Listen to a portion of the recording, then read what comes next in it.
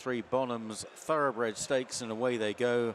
And where is the pace going to come from? Ryan Moore looking quite anxious to go forward on King of Cities, who's got a little bit of stamina, just to the outside of Diego Ventura through the first furlong. Seagulls 11 nearer the running rail, and Cosmic Year is held up by Colin Keane, last of the 4. So racing through these early stages, Seagulls 11 possibly coming through on the inside now to just show out in front from Diego Ventura. King of Cities caught a little wider out, and then Cosmic Year as they race slightly uphill at this point of the course before the downhill sweeping right-hand turn into the home straight. Seagulls 11 and Oisin Murphy seeking a double leads the way by 3/4 of a length to Diego Ventura and James Doyle in second. King of Cities and Ryan Moore on the outside then of Colin Keane and Cosmic Year. Into the home straight, they've got about 3.5 furlongs left to travel. Seagulls 11 still by a half length to Diego Ventura. King of Cities making progress, smooth progress on the right. Cosmic Year still weighted with, might just need a little bit of a break. Cosmic Year in behind a wall of 3 horses as they run down now inside the final 2, and the pace is on. Seagulls 11 from Diego Ventura's King of Cities. Cosmic Year looking for a gap now, but the gap is closing next to the rail, and it's still Seagulls 11 who's running on strongly. Cosmic Year chasing with Diego Ventura. King of Cities down the outside. Oh, it's a thriller, 4 runners, but Seagulls 11 still out in front as they race up towards the line from Diego Ventura, and it's one for the Seagulls. Seagulls 11 wins the Thoroughbred Stakes. Hugo Palmer has just seen Seagulls 11 win the Group 3 Thoroughbred Stakes, and that must be very, very satisfying, I'd imagine. Unbelievably satisfying, yeah. Particularly, I feel it avenges his father's Sussex Stakes defeat, although, what is it, nine years ago.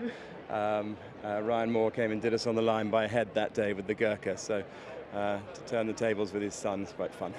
He remains something of a handful, but you've clearly managed to channel him again in the right direction. Yeah, he's one of those I'd be worried if he wasn't a handful. Actually, he was so good to saddle, and normally once you put the saddle on, he sort of bucks for the next 20 yards, and he didn't today, and I thought, God, hope everything's all right.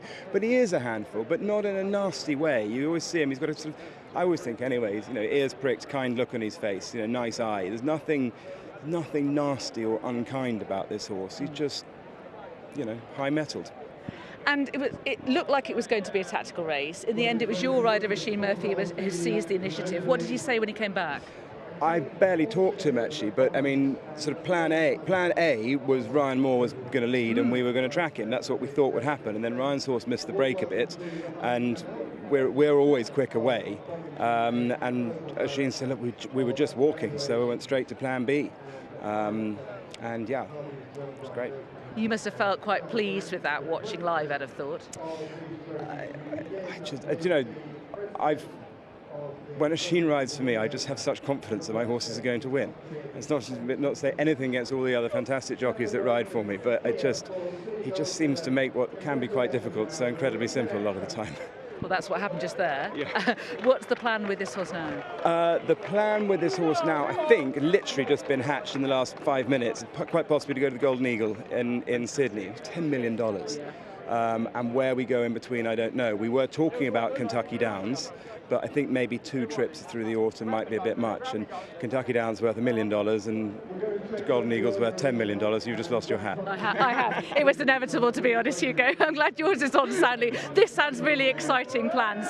Many congratulations on getting this horse back to form, and best of luck for the rest of an exciting season. Thank you. Thank you.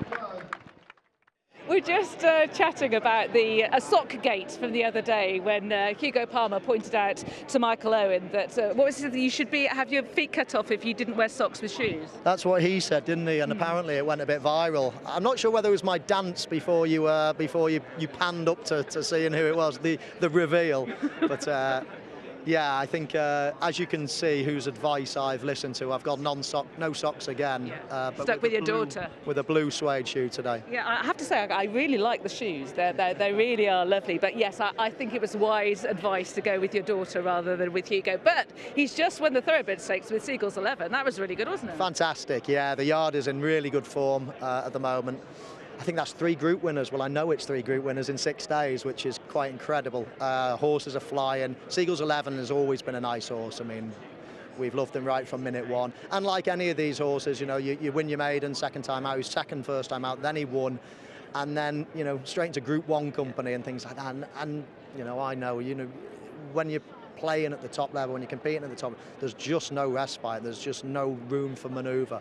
And he's been highly tried, running in things like the Guineas. I mean, it's not easy. But once you're proven to be at that type of level, then you've got to keep plugging away and hope a big one comes. And today it all went well for him. Yeah, there were definite signs last time, and now he's just got improved it. So now the Golden Eagle is being talked about. Would that be something that you would travel over to see?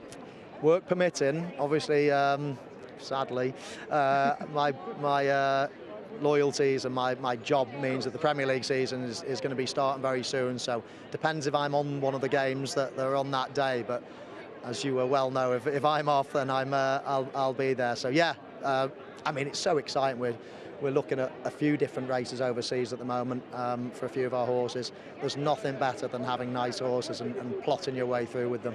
And winning somewhere like this. Any chance later on? Now, are both of them still running? Are Dicia and Game Striker in the 6th race? They are. I mean, we were really pleased with the rain yesterday for Game Striker. She needs a bit of cut in the ground. She's quite a strong filly, and she's course and distance winner. So she'd have an each-way chance.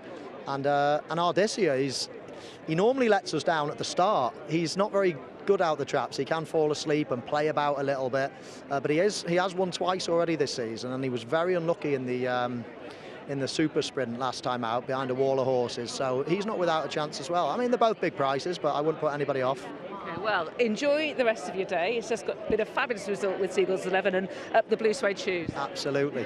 See you tomorrow. See you then. Thank you. Watch live racing now on racingtv.com.